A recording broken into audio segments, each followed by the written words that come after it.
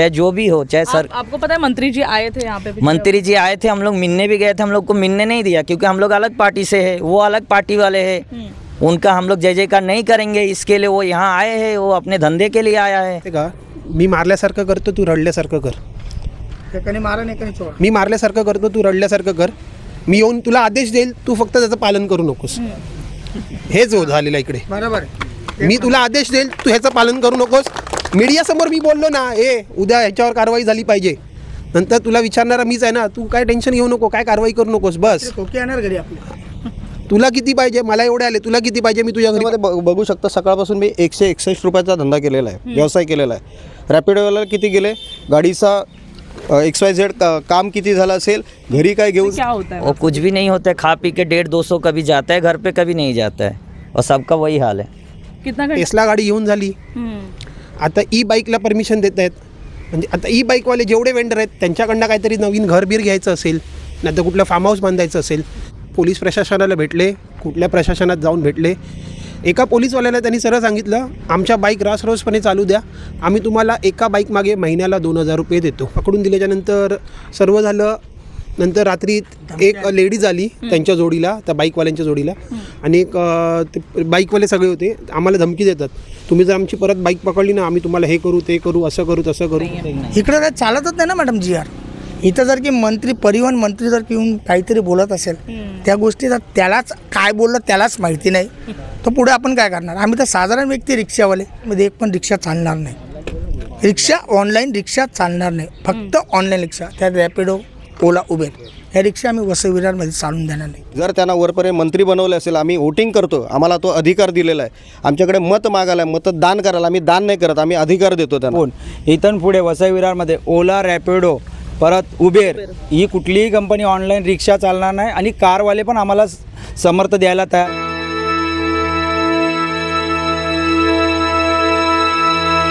नमस्कार, आता आपण पुन्हा विरारमध्ये उपस्थित आहोत.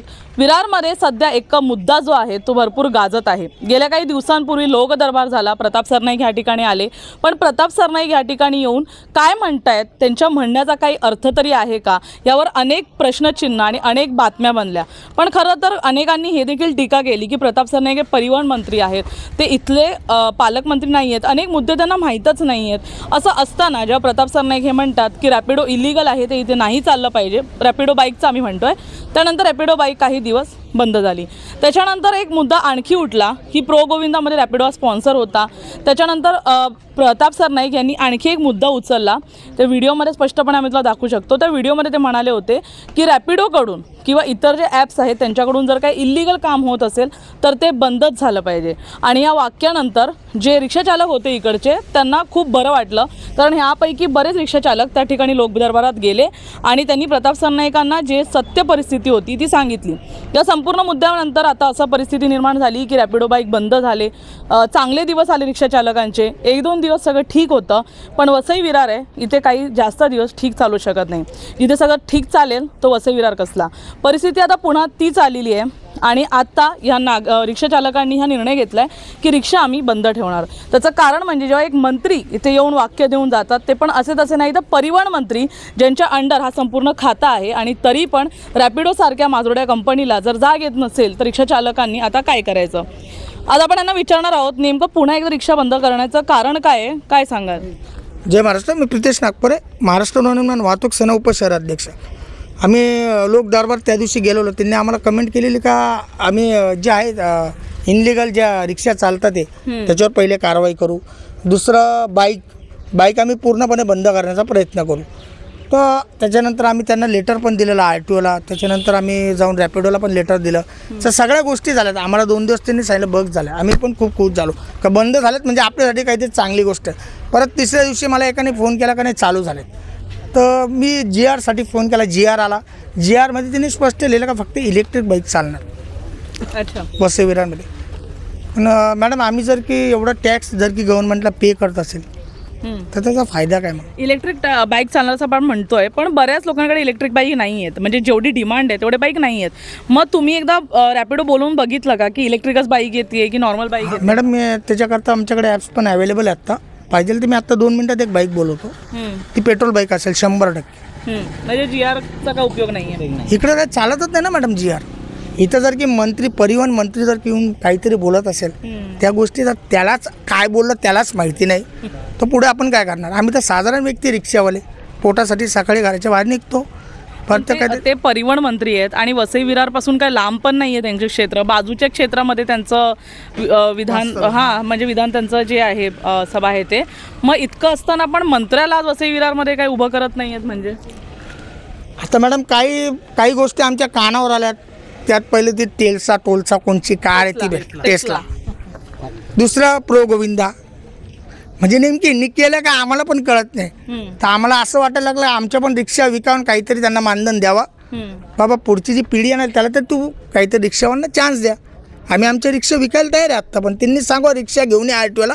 आम्ही ऑटोला जाऊन चावी देऊन टाकतो त्यांच्याकडे. मग आता तुमचा काय निर्णय काय ठरलाय. सगळं पोरांकडून करून मी जेव्हा विचार झाला आमच्या 25 तारखेपासून वसई विरारमध्ये एक पण रिक्षा चालणार नाही. रिक्षा ऑनलाईन रिक्षा चालणार नाही. फक्त ऑनलाईन रिक्षा त्यात रॅपिडो ओला उबेर या रिक्षा आम्ही वसई विरारमध्ये चालून देणार नाही. मग आजपासून तुम्ही सुरुवात केली की आजपासून सुरुवात केली आहे. 2-3 दिवसात आम्ही बॅनर पाहिजे करणार आहेत. सर्व ठिकाणी आम्ही लावणार आहेत. जे ऑनलाईन चालवत आहेत त्यांनी आम्हाला सहकार्य करा. जर का आम्हाला तुम्ही सहकार्य केलं येणारी जी पिढी त्यांना हे दिवस दिसणार नाही का आज आमचा जो धंदा होतोय अक्षरशः पोरांचा मॅडम सकाळी 6ला ज्यांनी गाड्या काढल्या त्यांचा 240 कोणाचा 150 असा धंदा झालेला आहे मॅडम. कारण ऑफिसला होणारच. कारण जिथं 23-25 रुपये जर की एक कस्टमर जात असेल तर आम्हाला काय 80-70-80 का देणार. मग आमची एकच माग आहे त्यांना की एक तर रिक्षा बंद करा नाही तर मग बाईक बंद करा. तुम्हाला विचारेन मीटर रिक्षा चालू होणार. प्रताप सर नाईक म्हणतात वसई विरारमध्ये मीटर रिक्षा चालू होणार. त्याचा प्रोसेस चालू करायचा आदेश दिलेले आहेत. काय वाटतं मीटर रिक्षा चालू झाल्यानंतर काय परिस्थिती बदलेल. मला वाटतं प्रथमतः मी त्यांचे आभार मानेन की मीटरचे पासिंगचे पैसे पोचलेले आहेत. बरोबर ते पैसे पोचले आणि सेफ असतील असं मला वाटतं. कारण आम्ही वर्षातून 2-3 वेळा मीटर पासिंग केलेलं आहे. त्याचं स्वतः मी उदाहरण आहे. त्याला जो फाईन बसला होता तो 5-6 हजार भरलेला आहे. परत 2 वेळा 23 आला 26 आला XYZ त्याचं काही घेणं देणं नाही आहे. आणि मला असा प्रश्न विचारायला वाटतो जर तुम्ही मीटर 26 रुपयाचा करताय किंवा 23 रुपयाचा करताय तर तुम्ही ते चालू करत नाहीत. आता तुम्ही चालू करण्याची जाग येते पण एवढ्या दिवस जर मीटर चालू नाही तर वसई विरारची काय अवस्था आहे तुम्हाला माहिती आहे. तर तुम्ही येऊन स्वतः बघा तिथे म्हणून. राहिला तो त्यांचा प्रश्न आहे तो प्रशासनाचा प्रश्न असेल. पण आम्ही जर बेरोजगार घेतो आहे बेरोजगारी स्वीकारलेली आहे आणि रस्त्यावर उतरून आम्ही व्यवसाय आमचा करतो आहे प्रामाणिकपणाने करतो आहे. मॅडम याच्यामध्ये बघू शकता सकाळपासून मी 161 रुपयाचा धंदा केलेला आहे व्यवसाय केलेला आहे. रॅपिडोवाला किती गेले गाडीचा XYZ काम किती झालं असेल घरी काय घेऊ तो गाडी आणि त्यावेळे जर समजा ड्रेस नसला की 500 रुपये ते 5,000 ते 10,000 फाईन मारतायत. दुसरी गोष्ट प्रत्येक गोष्टीत पैसा आहे. विरारमध्ये लाखो करोडाचे उलाढाल रिक्षावाल्यांकडून होते आणि होतेच. त्याचा स्टडी आमची चालू आहे का कारण आम्हाला प्रगल्भ बुद्धी दिलेलं आहे. राज्यघटनेने आम्हाला अधिकार दिलेले आहेत. ते अधिकार घेऊनच आम्हाला बेरोजगार नोकऱ्या नाहीत म्हणून तर आम्ही हे स्वीकारलेलं आहे. जर ते स्वीकारत असेल तर वरती राज्यकर्ते जसे बसलेले आहेत त्यांना उतरायची वेळ येईल आणि जनता त्याचा निश्चित विचार करेल. आमच्या पाठी हात कोणाचे आहेत किंवा वाईट किंवा म्हणून आहे. मनसेला आम्ही सपोर्ट केलेला आहे. मनसे निश्चित त्याचा वेगवेगळ्या पद्धतीने निर्णय देईलच किंवा ॲक्शन घेईल.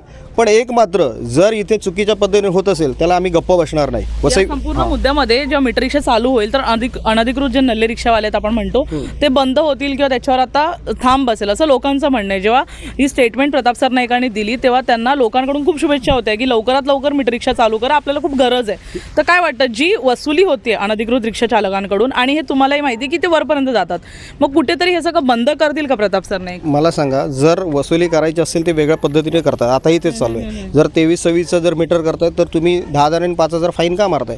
तुम्हाला जर लिगल बेसवरती गेलात तर त्याच्यामध्ये आर्टिकल्स आहेत ते वाचले त्याच्यानंतर कळेल आतमध्ये जाऊन की किती कुठे पाणी मुरतं आहे किती काय आहे. जर एखाद्याला फाईन आमच्यासारख्या रिक्षावाला लिगलवाल्याला जर 5 ते 10,000 पडत असेल तर 23-26 वाल्याची काय अवस्था होईल.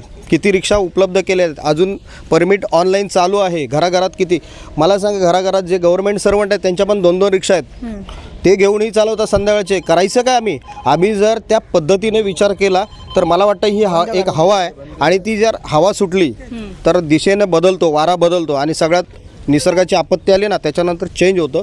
तसंच काहीसं विरार वसईमध्ये वादळ उठेल आणि ते 25 तारखेला कळेल. जर त्यांना वरपर्यंत मंत्री बनवले असेल आम्ही वोटिंग करतो आम्हाला तो अधिकार दिलेला आहे. आमच्याकडे मत मागायला आहे मतदान करायला आम्ही दान नाही करत आम्ही अधिकार देतो त्यांना. आमचा अधिकार त्यांना एवढा 5 वर्ष देतो. जर आम्हाला तो त्रास होत असेल तर आम्ही निश्चित बोलणार मग कोणी पण असेल, आम्ही घाबरत नाही आहेत. कारण आम्ही महाराष्ट्रामध्ये ज्या भूमीमध्ये जन्माला आलो आहे, छत्रपती शिवाजी महाराज, डॉक्टर बाबासाहेब आंबेडकर यांचे कायदे जोपर्यंत जिवंत तोपर्यंत आम्ही घाबरत नाही कोणाला, जेणेकरून वेगळ्या पद्धतीने आम्ही काम करू. आता टेस्ला गाडीचा विषय काढला, एक रिक्षा चालक आहे तो दिवसाला 100 रुपये कमवतोय आणि तेच परिवहन मंत्र्यांनी आज टेस्ला गाडी घेतली आहे, काय सांगाल? मला वाटतं त्यांनीच आता त्यांच्या गाड्या लावाव्यात ना. मला वाटतं आम्ही घरी बसतो, भांडी धुणी भांडी काय तरी करतो असं मला वाटतं. आणि मला वाटतं आम्ही त्यांना जर अजून काही कमी पडले असेल, गाड्या वगैरे जसे बोलले साहेब, विकून आम्ही पैसे तिकडे 4-4 लाख असेल ते काय जे काय असेल ते आम्ही त्यांना दान करतो. आम्ही दानशूर आहोत. असेल तर बिझनेस किंवा धंदा तो करायचा कसा आणि त्याला काय, कारण CNGचा इकडे मोठा गोंधळ. जर महानगरपालिका आहे तर महानगर गॅस नाही आहे, इथे गुजरात गॅस आहे, ते त्याच्यानंतर पण लाईनी भल्या मोठ्या तुम्ही पाहू शकता. याच्या पाठी पण बरेच काही गाजलेले आहेत प्रकरण. जर आता हे जर नाही थांबलं तर नेक्स्ट टाईम अजून वेगवेगळ्या पक्षातून आम्ही पद्धतशीरपणे त्यांना आम्ही उत्तर देऊ त्याचं. इच्छिते या संपूर्ण मुद्द्यामध्ये ह्याआधी तुम्ही आंदोलन केलं होतं, रिक्षावाल्यांना बाईकवाल्यांना तुम्ही बोलवत होतात आणि बघत होतात की नक्की कोण येतंय बाईक बंद असताना पण.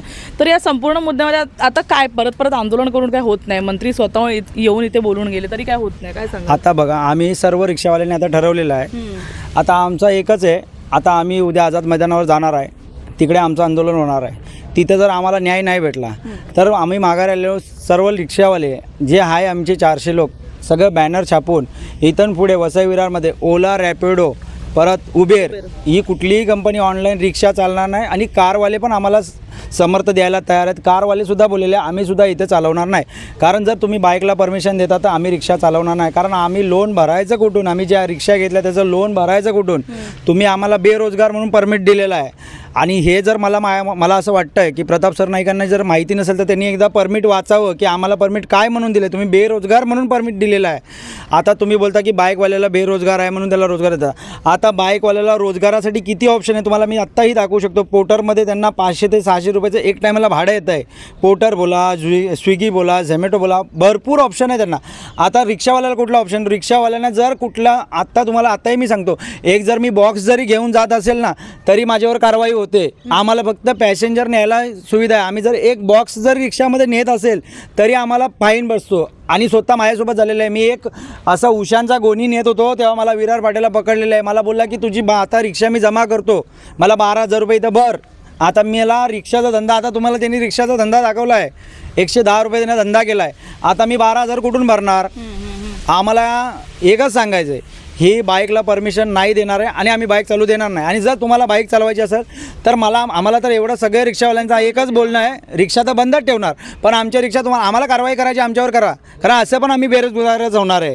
कारण आता या पैशामध्ये ना कोणाचा उदरनिर्वाह होणार नाही आणि हे तुम्हाला चांगलंच माहिती आहे की एवढ्या पैशात कोणाचं घर चालणार नाही, कोणाचा उदरनिर्वाह होणार नाही. तर माझं या सर्व रिक्षावाल्यांकडून एकच म्हणणं आहे की हे सर्व साथमध्ये आहेत आणि या सगळ्यांची एकच बोल आहे की इथून पुढे जर तुम्हाला बाईक टॅक्सी चालवायची असेल तर या वसई विरारमध्ये एकही कुठल्या कंपनीची ऑनलाईन रिक्षा चालणार नाही. आता आम्ही जी मध्यंतरी कारवाई केलेली, म्हणजे आम्ही पोलीस प्रशासनाला घेऊन कारवाई केलेली, 35 बाईक्स आम्ही पकडून दिल्या.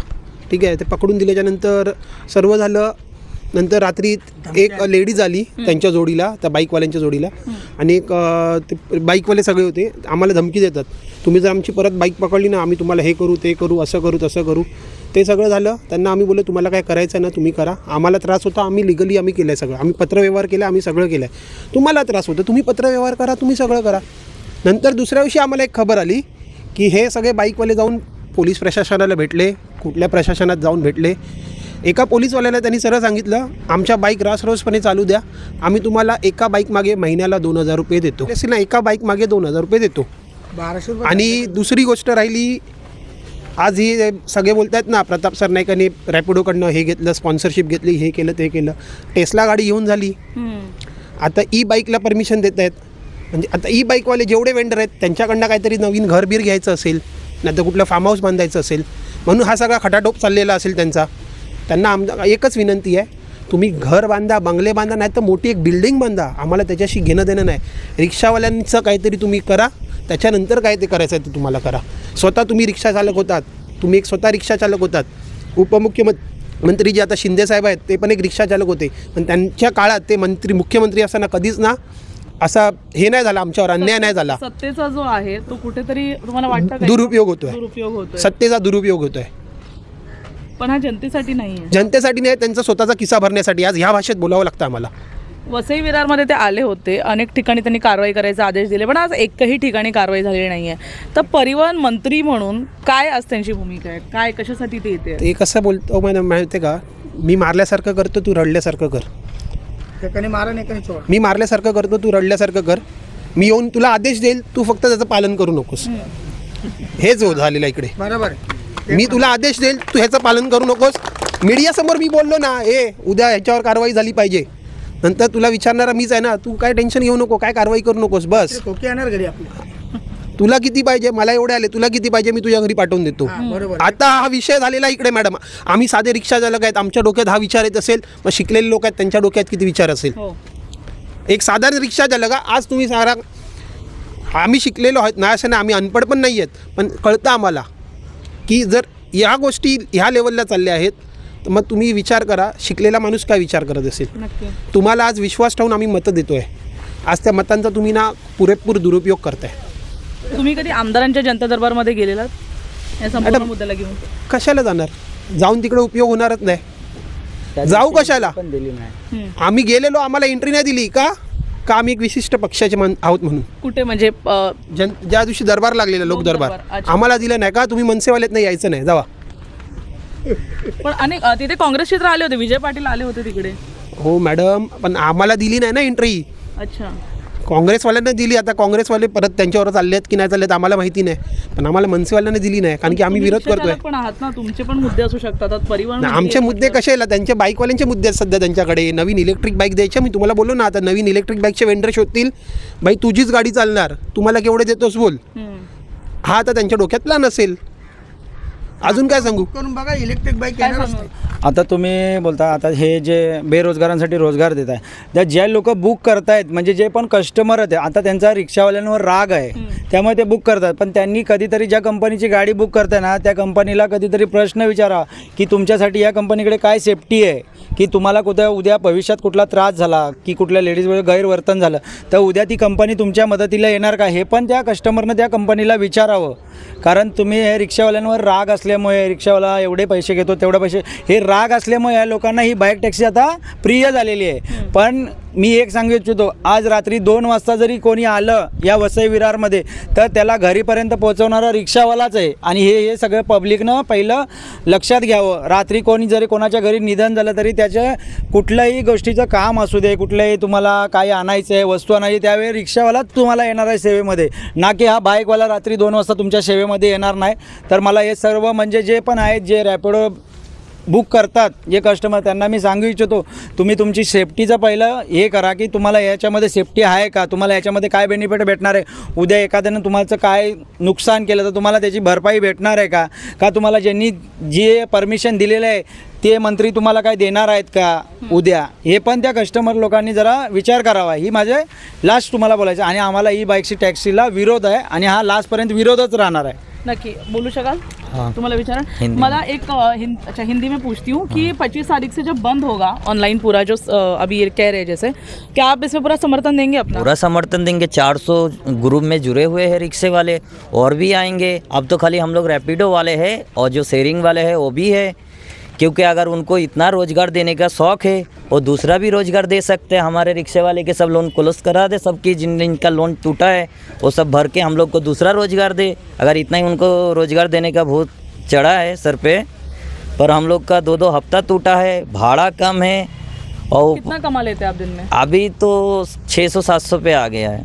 क्या होता है 600-700 में, क्या होता है? और कुछ भी नहीं होता है, खा पी के 150-200 कभी जाता है घर पे, कभी नहीं जाता है, और सबका वही हाल है. कितना घंटा रिक्शा चलाते हैं आप? 13-14 घंटा. आप यहीं के रहने वाले हैं कि यहीं आपका गाँव, मतलब यहीं के आए आप? यूपी से. यूपी से? यूपी में पैसा भेज पाते हैं आप? नहीं भेज पाता. अभी तो 3 महीने से जब से ये रैपिडो बाइक आया है तब से पैसा नहीं जा रहा है. तो अगर उनको बाइक निकालना ही था तो रिक्शे वाले को इतना लालच देने की कोई ज़रूरत ही नहीं था ना. लास्ट मंथ का धंधा देखो, ये 1 महीना हो गया है ये धंधा हुआ है, इसमें क्या EMI जाएगा, 7,500 का EMI है गाड़ी का, और क्या घर का भाड़ा, लाइट बिल क्या जाएगा, क्या खाएंगे. खरीदा है मतलब? गाड़ी खरीदा. हाँ. और रैपिडो वाले के वजह से गाड़ी खरीदा, क्योंकि रैपिडो हर रिक्शे स्टैंड, हर CNG पंप पे आके जो है कहते कि हमारा रैपिडो चलाओ, आप दिन का 2,000 कमाओ, 3,000 कमाओ, आप गाड़ी ले लो. तो यही झांसे में आके कई लोगों ने नया नया गाड़ी लिया है और आरटीओ जो है परमिट भी दे रहा है। और अगर रैपिडो बाइक नहीं चलाना था, रिक्शा नहीं चलाना था, तो रिक्शे को परमिट नहीं देना चाहिए ना उनको। बिल्कुल। अगर जनता का भलाई सोच रहे, अच्छाई के लिए काम कर रहे, तो बाइक को ही परमिट देना चाहिए था। रिक्शे वाले को परमिट दे रहा है और रिक्शे वाले बाइक वाले को एक साथ लड़ा रहा है। अगर प्यार है एक से करो ना, दुगलापन नहीं करना चाहिए ना, चाहे जो भी हो, चाहे सर। आपको पता है मंत्री जी आए थे यहाँ पे? मंत्री जी आए थे, हम लोग मिलने भी गए थे, हम लोग को मिलने नहीं दिया क्योंकि हम लोग अलग पार्टी से है, वो अलग पार्टी वाले हैं। उनका हम लोग जय जयकार नहीं करेंगे, इसके लिए वो यहाँ आए हैं, वो अपने धंधे के लिए आया है। उनका मतलब उनको उससे हम लोग को उससे कोई मतलब नहीं है कि हम लोग किस चीज़ के लिए आए। हम लोग मिलने आए तो हम लोग से पूछा तो एक दो का गाड़ी में लोगो देखा, उसके बाद जो हम लोग को बोला बाद में मिलेंगे, सबको भेज दिया, बोला जाओ। ये आरटीओ में दिया था हमने, ये लेटर था हमारे पास। ये लेटर किसके ऊपर दिया था? मैंने ई बाइक इसके ऊपर कार्रवाई करनी चाहिए। अभी आरटीओ को रात में दिखाने के क्या, मैंने मेरा दोस्त है, इन्होंने जो फाइन मारा है 10,500 का एक्स्ट्रा सीट के लिए ये मारा है। अच्छा, सुबह मैंने फाइन ही आपल्या नालासोपारा नालासोपारा बेस्ट है।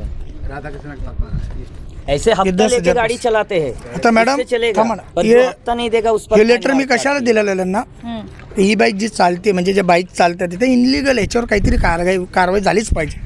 मला त्यावेळेस त्यांनी सांगितलं नाही दादा तुम्ही आलेत खरंच बरं वाटलं, आम्ही नक्की करू, माझा शब्द आहे तुम्हाला, हे ते आम्हाला सांगितलं. निघालो आणि त्याच्यात 4 का 5 दिवसानंतर हे फाईन मारली मॅडम. तर ड्रायव्हर रोजचे 150-200 कमावणार, 10,500 त्यांनी कसे हप्ता बनले? दिला नाही म्हणून. या संपूर्ण मुद्द्यामध्ये आता जसं की आपण ऐकलं की गेल्या काही दिवसां म्हणजे आता जवळपास उद्या 1 आठवडा होईल परिवहन मंत्री प्रताप सरनाईक यांना येऊन, आणि जसं एकदम एका दिवसाचे मुख्यमंत्री असल्यासारखे जो नायक चित्रपटामध्ये होता तसं ते एका दिवसाचे पालकमंत्री झाले होते पालघरचे. इथे येऊन त्यांनी खदानीची कामं थांबवली, इथे येऊन त्यांनी रिक्षा जी रॅपिडोचं इलिगल काम होतं ते थांबवलं. इथे येऊन अचानक त्यांनी आदेश दिले कोणाचेही सिव्हिल मॅटर असतील जमिनीचे ते त्वरित सॉल्व्ह झाले पाहिजे. सिनियर सिटीजनला तहसीलदार कार्यालयामध्ये थांबवायचं नाही पाहिजे. 29 गावांचा मुद्दा सोडवण्याचा प्रयत्न केला. पण खरंच चित्रपटांसारखं वसई विरार जर एका दिवसात बदललं असतं तर परिवर्तन व्हायला 35 वर्ष लागली नसती. वसई विरार आहे, इथे परिवर्तन व्हायला जेव्हा 35 वर्ष लागली फक्त आमदार बदलायला, तर हे सगळे बदल व्हायला किती दिवस लागेल. परंतु निवडणुका येत आहेत त्यामुळे परिवहन मंत्र्यांचं पण काही चुकलं नाही. त्यांना त्यांचा शिंदेगड जो आहे तो इथे एस्टॅब्लिश करायचा होता, वरचढ बीजेपीच्या दाखवायचा होता, म्हणून ते शर्वतीत ते पुढे येण्यासाठी आले होते. आणि ही जी गोरगरीब जनता आहे ह्यांना वाटलं आहे ना न्याय मिळेल म्हणून ते तिथे गेले होते. त्यांना आत नाही घेतलं गेलं. या संपूर्ण मुद्द्यामध्ये जे ते रॅपिडोने आता एक रॅपिडो जी ॲप आहे हिनी बाईक टॅक्सी बंद नाही केली, आणि आता पूर्ण मुद्द्यानंतर आपण बघू शकतो रिक्षा ज्या आहेत त्या आजपासून बंद व्हायला सुरू झाल्या आहेत. जर तुम्ही वसई विरारमध्ये राहताय, तुम्ही आम्हाला वसई विरार म्हणून बघताय, तर एक लक्षात ठेवा की 25 तारखेपासून हे आंदोलन अजून उग्र होणार आहे. आणि रिक्षा ज्या आहेत, ऑनलाईन रिक्षा ज्या आहेत त्या बंद करण्याचा निर्णय या लोकांनी घेतला आहे. तुमच्या गैरसोयी होऊ नये म्हणून जनतेच्या गैरसोयीसाठी आधीच त्यांनी संपूर्ण माहिती दिलेली आहे. त्यामुळे अजूनही जर रॅपिडोला जाग आली नाही किंवा प्रताप सरनाईक यांनी फक्त स्वतःचा गबाड न भरता जनतेकडे लक्ष दिला तर कुठेतरी परिस्थिती नक्कीच बदलेल. धन्यवाद.